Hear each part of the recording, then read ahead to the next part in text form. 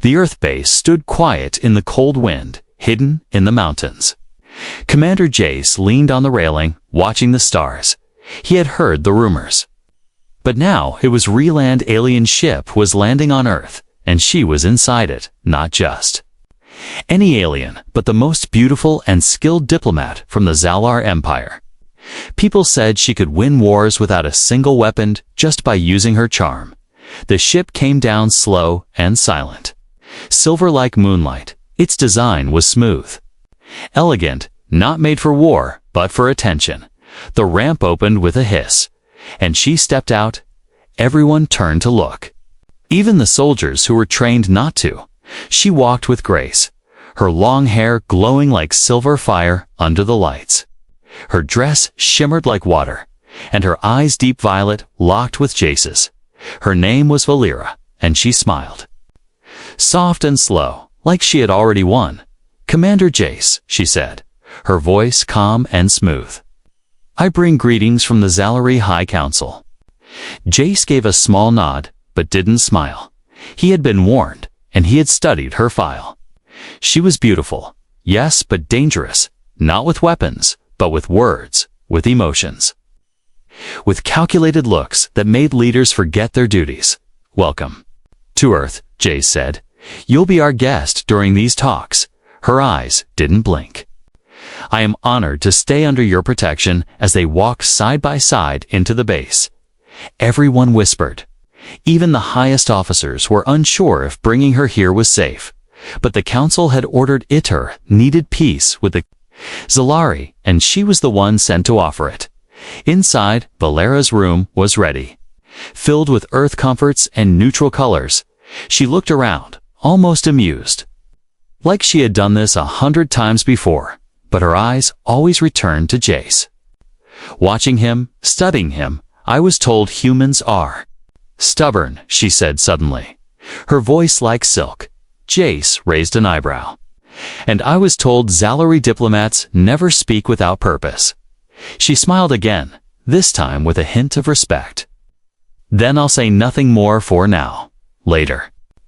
That night, Jace sat alone in the command room. Replaying the moment their eyes met, there was something about her that didn't match the reports. She looked like someone pretending to be confident, like there was something else behind her. Perfect image. He wasn't sure if he should trust her. He wasn't even sure if he should trust himself. Meanwhile, Valera stood at the window of her room. Looking up at the Earth's stars, they were so different from the ones above her home planet. She touched her stomach, thinking of the hidden injection she took before arriving, it was supposed to keep her calm, focused, and emotionally distant, but already, she felt off. This mission was supposed to be simple: gain his trust, make him agree to the treaty, and go home. But when she looked into Jace's eyes, something had shifted. He wasn't like the others she had charmed before. He was strong but quiet. Not easy to read, and not interested in her beauty. She felt something strange, something dangerous. Curiosity. Back in the control room, a red light blinked on Jace's screen. A private message came through, encrypted, marked urgent. He opened it and read the line slowly. "You're not the only one they sent." Jace leaned back, eyes narrowing. The game had just begun, and it was already deeper than he thought. Valera may be beautiful, but she wasn't here alone. Someone else, someone hidden, was watching, waiting, and Jace knew one thing for sure. This was not just diplomacy. It was a trap. But who was the hunter and who was the prey? Valera walked slowly through the Earth base the next morning. Her long silver robe flowed behind her, and her bare feet made no sound on the polished floor. She had already memorized the layout, the cameras, the exit routes, but it was not the building she studied most. It was Commander Jace. He met her in the briefing room, dressed in black uniform with no medals, no symbols, just calm eyes and a steady voice. "Today, we begin the talks," he said, handing her a schedule. Valera took it, her fingers brushing against his. No reaction, not even a glance. He was trained, she thought, or maybe Different, they sat across from each other, alone in a glass meeting chamber. No translators. No guards, no weapons, just two minds playing a very old game. Trust and power, Valera started first. Her voice smooth like water. The Zalari Empire is willing to offer plasma mining rights in return for shared access to Earth's jump gate technology. Jace listened quietly, then replied, "That technology keeps us alive. What's stopping your people from using it against us?" She leaned in slightly. Trust, he didn't flinch, didn't blink, so she added with a slow smile, "Or perhaps something stronger." But Jace ignored the flirtation. Turning to another page of documents, Valera felt something odd, something she wasn't used to. Annoyance. She was trained to seduce, to control with grace and beauty, but he wasn't reacting after the meeting. They walked together past Earth soldiers and alien drones. People stared, whispered, unsure what to make of the two most important people in the galaxy walking side by side. Jace offered her lunch in the mess hall. A test perhaps, she accepted. And they sat at the corner table. She tasted Earth food for the first time, a meat dish with sharp flavor and strange texture. She smiled politely. "Interesting?" Jace chuckled. "That's what we call basic protein. Not very romantic." Her eyebrows lifted. "You humans link food and romance." He gave a slight shrug. Sometimes, Valera watched how the other humans treated him with respect, even love. He didn't order them, he asked. He didn't shout. He listened. This power was different from the Zalari way. And something deep inside her shifted. Later that night, in her room, she received a hidden signal through her communicator. A voice came through, low and cold. "You're behind schedule." It was High Director Core, her rival within the Empire's diplomatic branch. Valera kept her face calm. "I'm making progress. You are to secure the treaty, not enjoy yourself," he snapped. "And if he resists?" she asked. "Use any means necessary," he replied. Then the call ended. Valera stared at the wall, her heart heavy. She had done missions like this before, but never felt hesitation. She was Zalari, trained from birth to use beauty as a weapon. But something was different this time. She didn't want to trick Jace. She wanted to understand him. The next morning, Jace took her on a walk through the mountain trail. "Behind the base, thought you might want to see more than just walls," he said. They walked under tall trees, sunlight filtering through the leaves, birds chirped, and snow still clung to the shadows. Valera paused to touch a flower, its petals soft and blue. "Your world is peaceful," she said. Jace stopped too. Sometimes he looked at her, his eyes serious. "Why are you really here, Valera?" She turned, eyes shining in the sun. "For peace," she whispered. But even she didn't know if that was still true. That night, alarms blared across the base. Jace rushed to the control center. Someone had tried to access classified files. He checked the logs, and the access came from within. From Valera's room, he moved fast, entering without knocking. She stood there, surprised but calm, her hand near her tablet, looking for something. He asked. She said nothing, just stared at him with unreadable eyes. "I trusted you," he said coldly. "I didn't hurt anyone," she replied. "Then why were you breaking into restricted files?" She looked down, then back up. "Because I don't know who to trust, not even in my own people." Jace paused, watching her closely. She didn't look guilty. She looked scared. Before he could say more, another signal lit up on his wristpad. A new ship had entered Earth's orbit, unidentified. Jace stared at the sky through the window. The game had changed again. And Valera, the beautiful stranger, may not be the biggest threat anymore.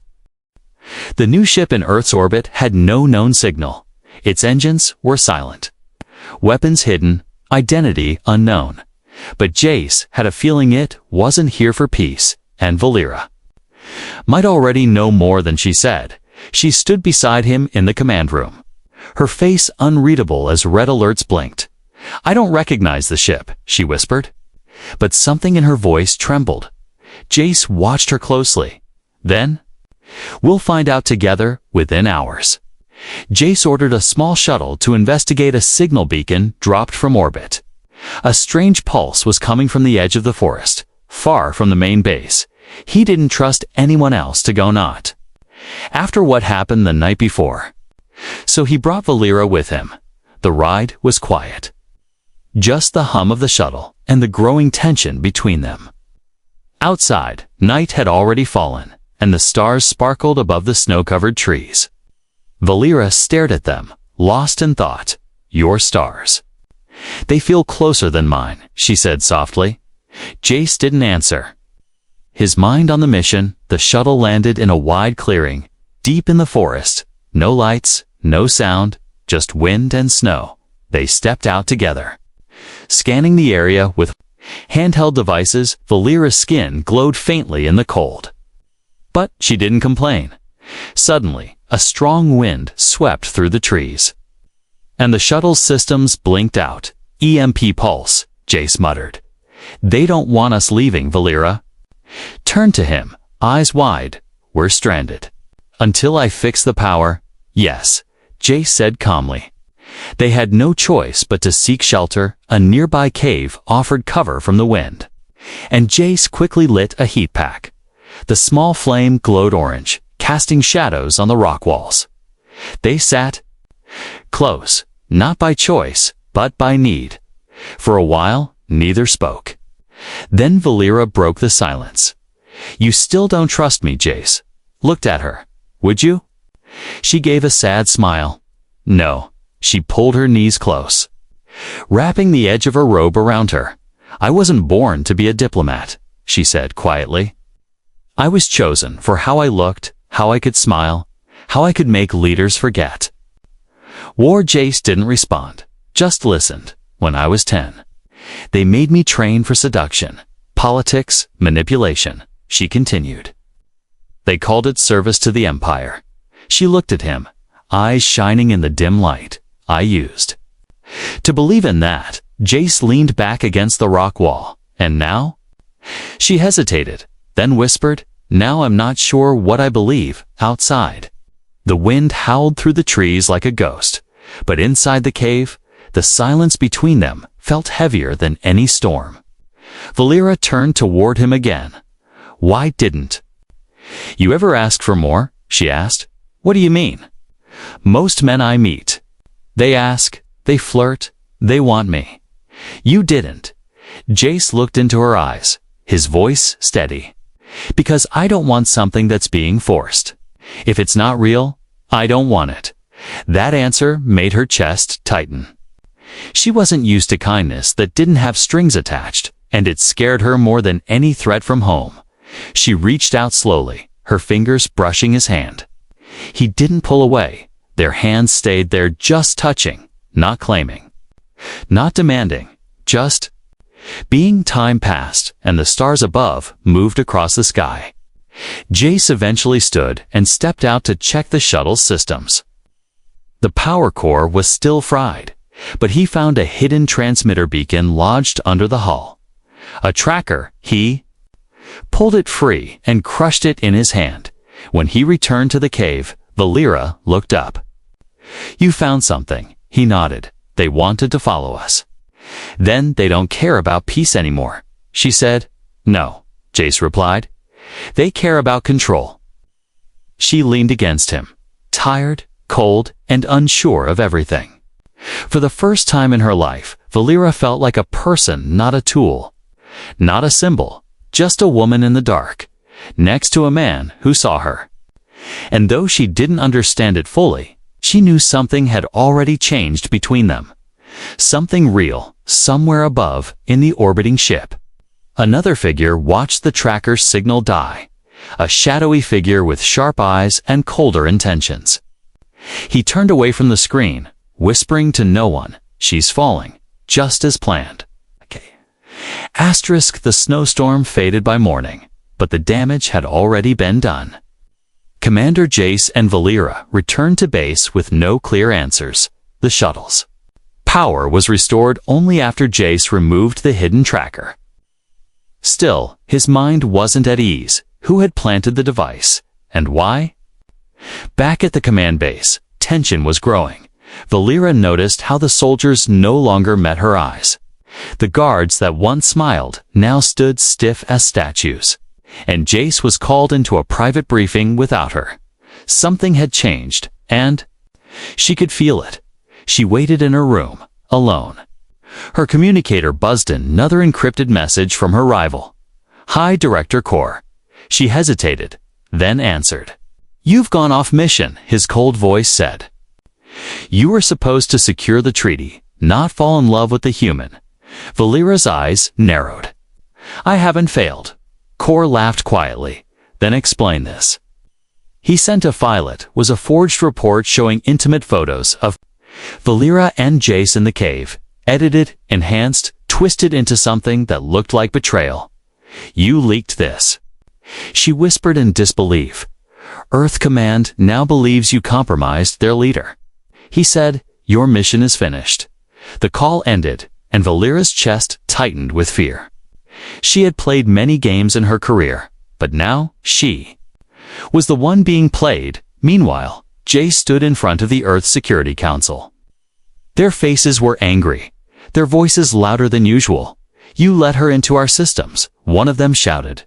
"She's seducing you, manipulating you," said another. "She broke into restricted files, and now this." Jace slammed his hand on the table. "The file is fake," he said. "I know it's not real." But no one believed him. The pressure grew. Finally, the decision was made. Valera would be placed in isolation until further investigation. Jace was not allowed to speak to her, not even send a message. 2 guards escorted her to a cold, locked room deep under the base. No window, no light, just silence. She didn't cry, not at first. But when she sat alone for hours, the fear began to spread through her chest like smoke.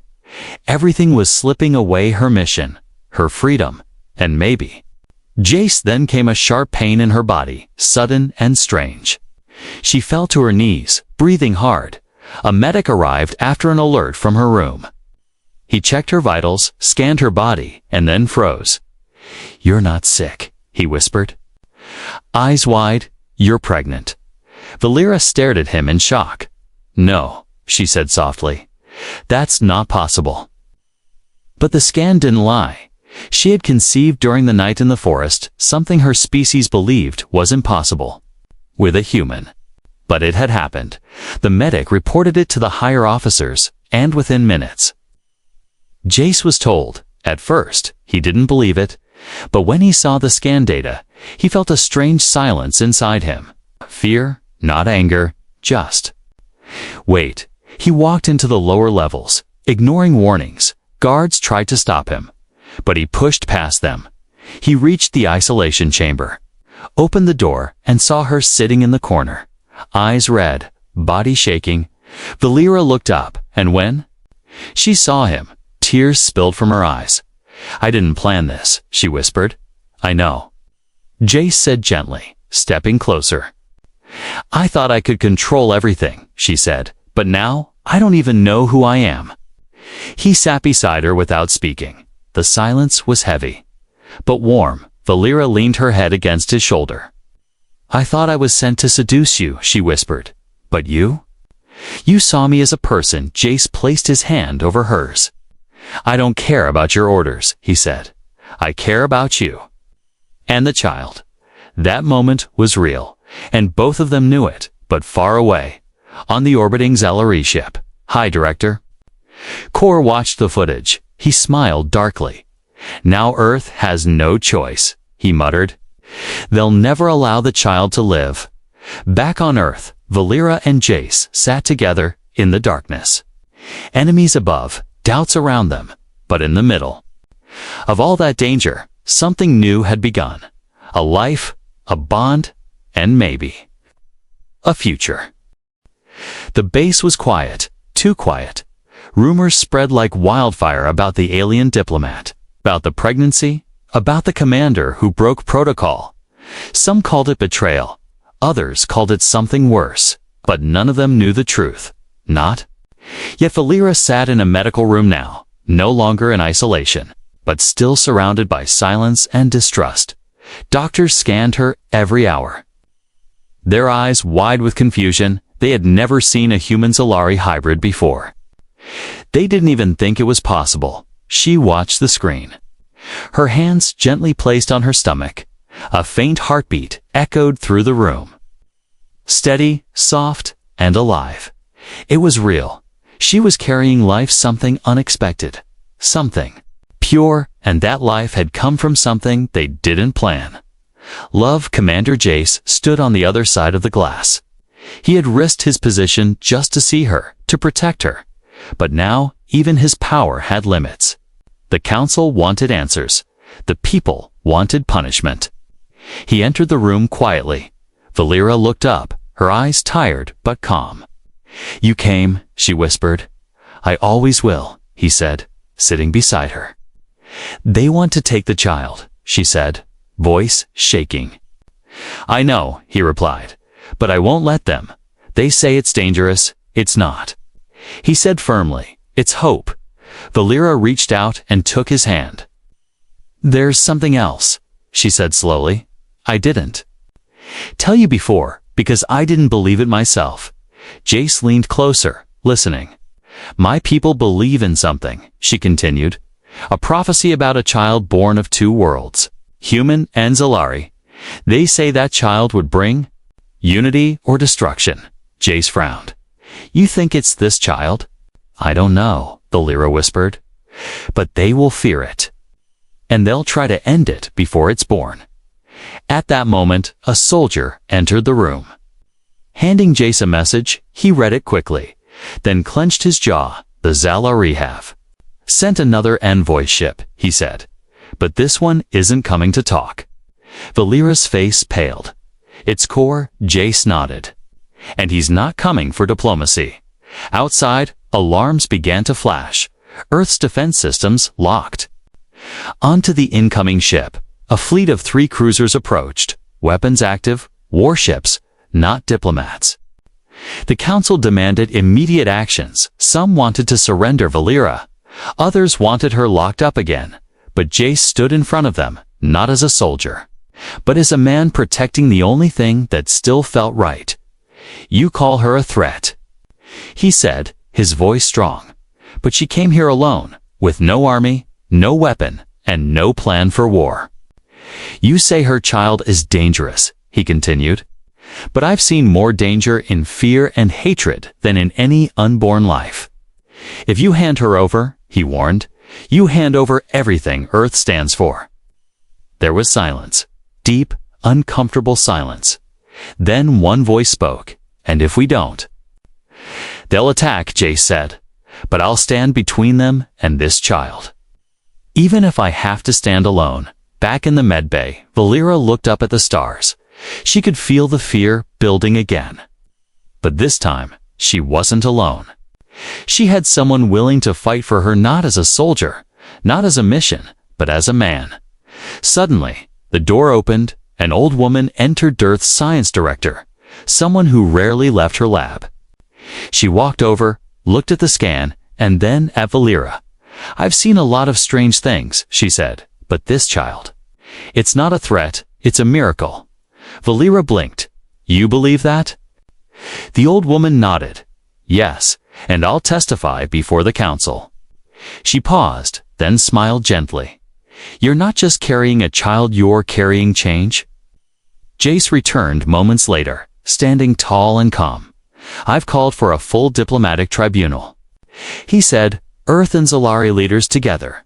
They'll decide what happens next." Valera stood slowly, placing a hand over her belly. "Then we'll show them," she said. "That peace is possible. That love is stronger."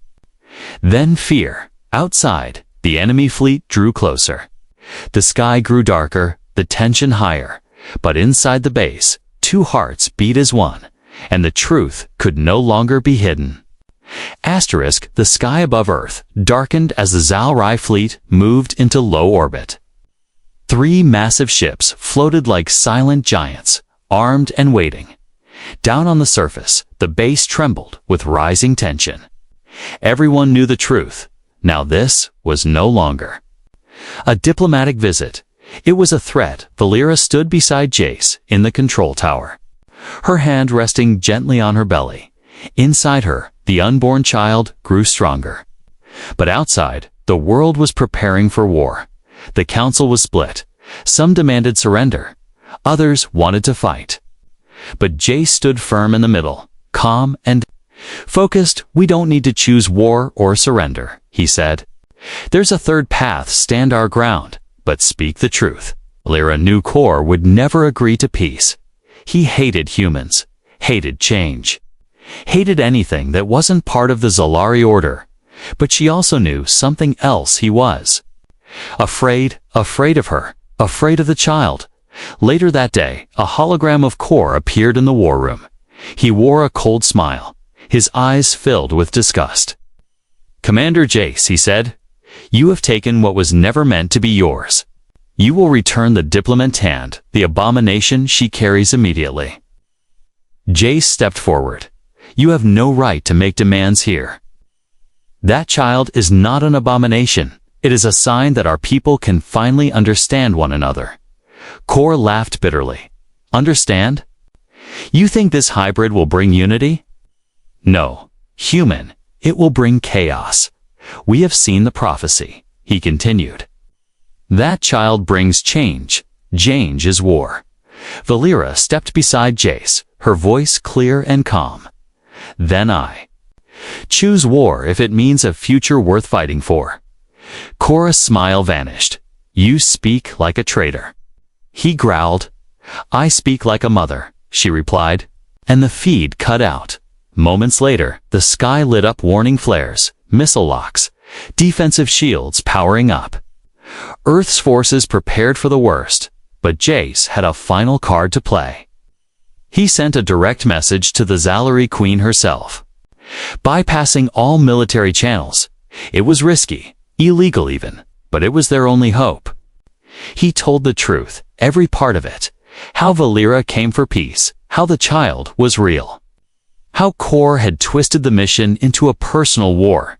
He sent the scans of the unborn child, the genetic proof, the records of Kor's forged files, and then he waited. Hours passed, the world held its breath.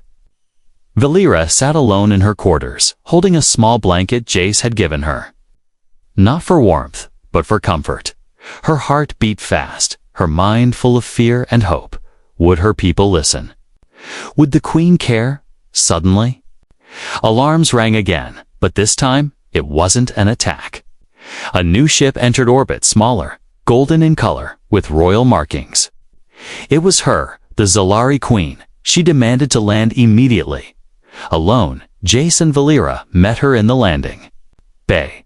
She stepped out, a tall, elegant woman with eyes like glowing stars. Her voice echoed with power as she spoke. "I have seen enough," she said. She looked at Valera's stomach, then at Jace. "Is the child healthy?" Valera nodded slowly. "Yes, Your Majesty." The Queen walked forward, slowly. Then she did something no one expected. She knelt before Valera and placed a hand on her belly. "This is not the end," she whispered. "This is the beginning." Jace stepped closer, ready to protect, but the Queen raised her hand gently.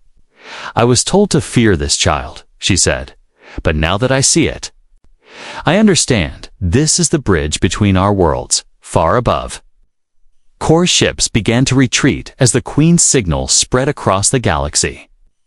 His mission had failed, and peace had won. Later that night, Valera stood under the stars. Again, she looked up, remembering how far she had come, from a diplomat using beauty as a weapon to a mother carrying a future no one expected. Jace joined her, wrapping a warm blanket over her shoulders. "Looks like we've started something big," he said. She smiled, resting her head on his shoulder. "Bigger than war," she said. "Bigger than fear. It's life." And for the first time in a long time, the stars felt like home. Peace had not come with fireworks. It came with silence. With the sudden quiet after a storm, when all sides had run out of reasons to hate. The Zalari Queen remained on Earth for 3 more days, watching, listening, deciding. Valera stood before her people again, not as a diplomat, not as a pawn, but as someone new. She carried life within her. A child born of 2 species once considered enemies. Now, she stood as proof that love could break centuries of division. In the Grand Assembly Hall, humans and Zalari sat together for the first time. The Queen rose from her seat and addressed the entire chamber. "There are moments in history," she said, "when a single life changes everything." She turned toward Valera, who stood beside Jace. "This is one of those moments." Some Zalari generals objected, their voices sharp and angry. They called it unnatural, dangerous, even cursed. But the Queen raised her hand, silencing them all. "Then let this curse bring peace," she said. "For we have tried war long enough." The treaty was signed. That day, not with threats or tricks, but with hands joined in understanding. Valera and Jace were not just observers now. They were symbols, and more than that, they were parents to something new. As the Zalari fleet returned home, Valera chose to remain on Earth, not because she had to, but because it had become her home too. Months passed, and the base became quieter. The warships left, replaced by scientists, doctors, and engineers. Zalari tech mixed with human systems, forming something better, smarter, kinder, in a small room at the edge of the mountain base. Valera sat near a window. She wore simple clothes. Now, nothing royal, nothing shiny. She looked out at the snow and smiled. Jace entered with a cup of warm tea. "You're still up?" he asked. She nodded, the babies moving again. He sat beside her and gently placed his hand on her stomach. A tiny kick pressed against his palm. They both laughed softly. "It still feels like a dream," Valera whispered. "Then I hope." "We never wake up," Jace replied. Later, they walked through the garden built by both human and Zalari hands. The plants were from both worlds' Earths, green mixed with Zalari's glowing vines. Birds chirped beside floating orbs of light. Peace was no longer a word, was a place they could walk through. Hand in hand, that night, Valera went into labor. It wasn't easy, but she was strong. And Jace never left her side. The doctors, both human and Zalari, worked together in perfect silence. And then there was a cry. Not human, not Zalari, but something in between, something new. A baby girl, with soft skin that shimmered slightly under the light. Eyes that shifted colors like stars. She opened them for the first time and looked at both her parents. Valera cried as she held her. "She's so beautiful," she whispered. Jace leaned in, his voice thick. "She's perfect."